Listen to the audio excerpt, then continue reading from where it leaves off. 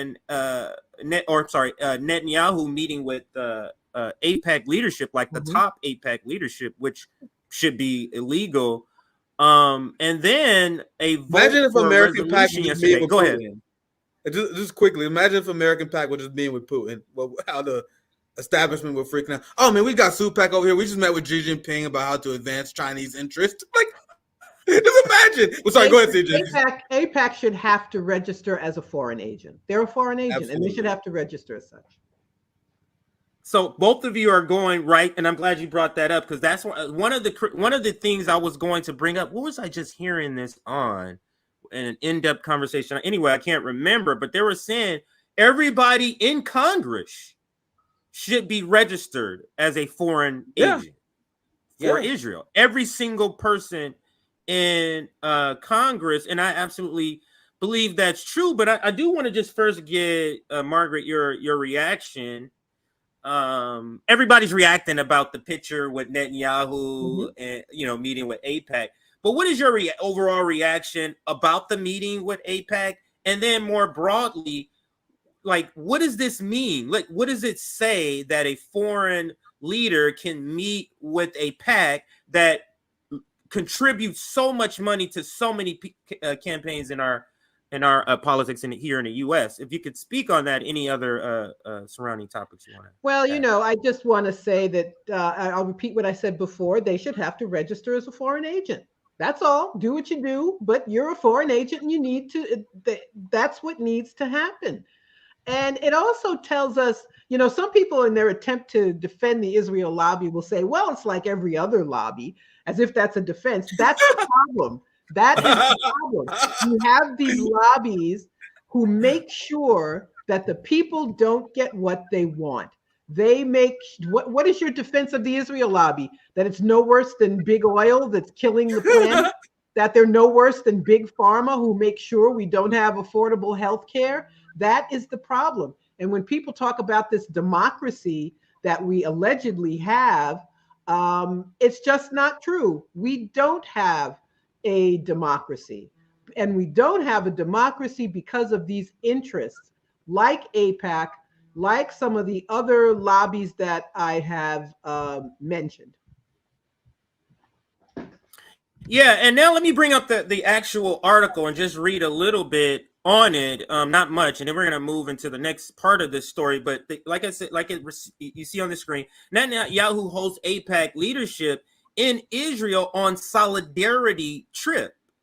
And it says the primer thanked them for their, quote, deep and consistent support of the state of Israel. And this is the picture that kind of has gone viral. Everybody comment or retweeting it, but that's those are your real leaders, fam. Those are the real overlords. That is it. That is true. That is true. So when people use the term deep state, this is a lot of what they're talking about. These are unelected people, and I'm not talking about Netanyahu, but these are unelected people who are literally running the government. These people, the AIPAC, own our government, and we're going to get to that story in just a little bit. And I know you reacted on Twitter, Margaret, to this, but what I want to ask you about before I read some of the article is, are you surprised by when Israel's trying to do all of these things and the reaction is just not what they would hope for? Like, anything they put out is just an awful reaction. Like this picture, they think this is an article, and it's just a terrible reaction. But what say you about that? The sort of reaction they're getting for anything that Israel and their genocide enablers are putting out. Well, I'm glad they're finally getting pushback, and these are the biggest snowflakes. They buy and sell like the other interests I've mentioned, who big pharma or the military industrial complex or any of these other awful people who control our country, which people keep insisting is a democracy. And if you say anything, they start crying. They start talking about how they suffered. Or listen, That's not the answer to what I'm talking about or what anybody else is talking about. So they're like, well, we have a right to do it. Yes, they have a right to do it, but they need to register as a foreign agent. Register as a foreign agent, say what you really are, and then you can meet with whoever the heck you want to. I don't expect them not to. Of course, they met in person. They've been meeting online since October 7th. So, they're members of Congress who brag about their, closeness to AIPAC. So there was nothing shocking here, but they are encouraging a foreign government to do what the American people do not want them to do, to act against the interests of the American people, to act against what people in this country want. And that's what we have to remember about all of these relationships that these lobbyists have with a foreign government or a U.S. entity or whomever. Now I'll just read a couple of facts and then move to the next part. Israeli Prime Minister Benjamin Netanyahu met with the leadership of AIPAC on Wednesday at his Jerusalem office. And then I read that already, but led by AIPAC president, and I'll say his name, Michael Tunchi. The delegation is on a solidarity visit to the Jewish state. Now, I must say, the guy, Michael, this president, his home was vandalized in Los Angeles recently. And I think the article does talk about it, but we're not going to get. Let's get to it right here. Now, during the meeting, Gatz addressed rising anti-Semitism around the globe and discussed the November 23rd attack by anti-Israel rioters on the Los Angeles home of Tunchin, I think that's how you say his name, which the LAPD is investigating as a hate crime. So they're investigating somebody who is saying no to genocide, a pro-genocide person, and calling a anti-genocide person, they're calling that person a hate crime. They're going to call that a hate crime.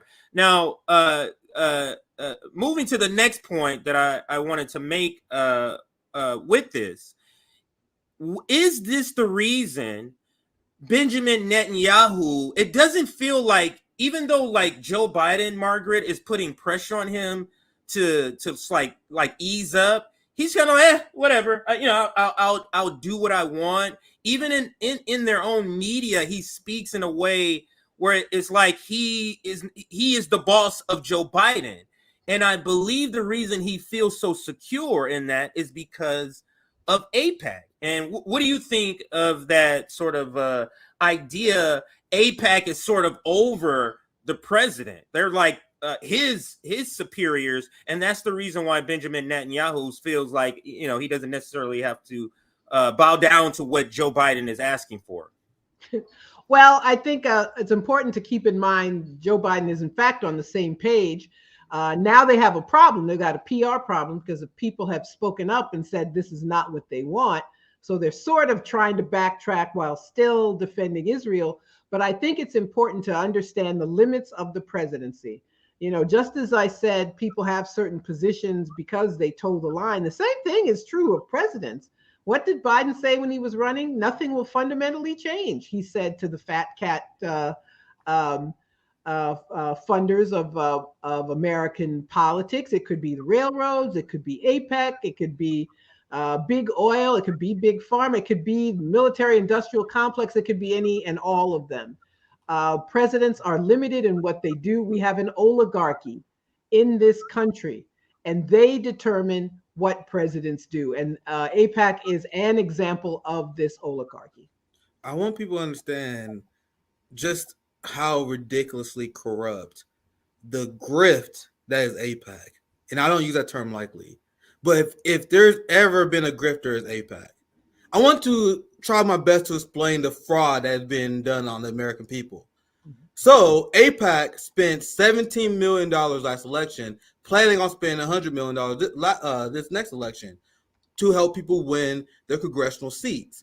Then the people who win the congressional seats vote to send billions of dollars to Israel that then pays for the health care, housing, and all the great stuff that Israel has that our country do not have. So then what Israel is doing is paying for those are their benefits, paying for the weapons, paying for the war, using U.S. funds that come from the measly $17 million that is made to pay for their congressional politicians. So what are the politicians doing? The politicians are sending millions of dollars to Israel. They are allowing Zionists to get a massive amount of power, so it cycles back to them, so they can get a Washington D.C. job, so they can get free healthcare for life. Like you guys have no idea how the extent of which this grift is. It's a circular money funnel that goes to Zionists, that go to the politicians, that go to their benefits, that go to the Israeli politicians' benefits, they go to their war, that go back to AIPAC. It's a fucking giant grift, and people have no idea the fraud that's been done. But go ahead, Margaret, if you want to chime in. Sure. I just want to say, I'm glad you pointed out the healthcare issue. Israel would not exist, wouldn't have anything without U.S. public money. Taxpayers in this country pay for everything in Israel. Israelis have a national healthcare system. So we pay for somebody else to have a national healthcare system, but we're always told we can't have that. And if grift is the perfect word, and you're putting up this graphic of only 2 members of Congress did not vote. Rashida Tlaib, to her eternal shame, just voted present. She didn't even have the.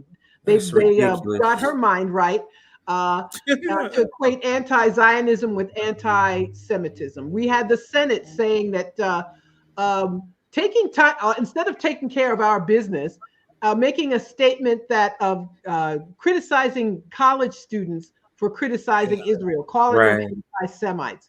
These people are errand boys and errand girls for the powerful, and that's all they are.